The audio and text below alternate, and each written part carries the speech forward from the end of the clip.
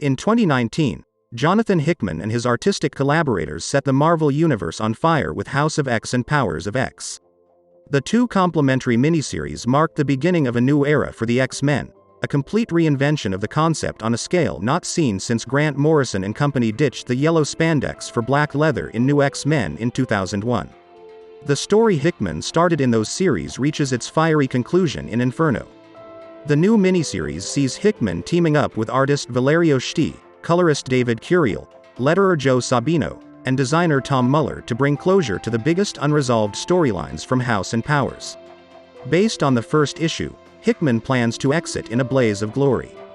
Despite Muller being the only member of the art team from House of X and Power of X also working on Inferno, it still feels visually connected to those previous miniseries. Schiti belongs to the same Stuart Immonen-influenced school as Hawks Pox pencilers Pepe Larraz and R.B. Silva. As with his peers, Larraz in particular, Schti's linework is loose and his compositions lush. Curiel's digital colors complement the penciling well, managing to capture the palette Marte Gracia established for Krakoa, something with which other colorists on the line have struggled at times. It isn't only the visual style that matches Hawks Pox, but the visual themes. Those series showcased mutants reshaping the worlds of man and mutant overnight, figuratively, with Magneto declaring mutants to be gods. As if to prove the point, mutants reshaped a planet in a very literal sense in the planet-size X-Men one-shot, drawn by Larraz. Schiti hones in on that image of mutants as deities, depicting the quiet council of Krakoa in one panel like gods sitting atop Olympus, Curiel adding divine light among them. Hickman's script re-examines some assumptions from Hawks Pox, doing what he does best by giving readers enough information to theorize and assume, creating a fun and engrossing tension between the reader and the work. Moira McTaggart, aka Moira X, the game-changing retcon reveal from House of X number 2, is at the center of Inferno's story and could be the snake that sets fire to the mutant Garden of Eden she helped to build. Inferno number 1 sees Schiti recreating a scene from House of X number 2 involving Moira, Destiny, and Mystique. This scene is where the similarities in Schiti and Larraz's styles are most apparent and important. Even so, having a new artist redraw an old scene seems indulgent and unnecessary at first, but it's worthwhile to compare this version to the original. Dialogue is changed, and the new version inserts an additional page.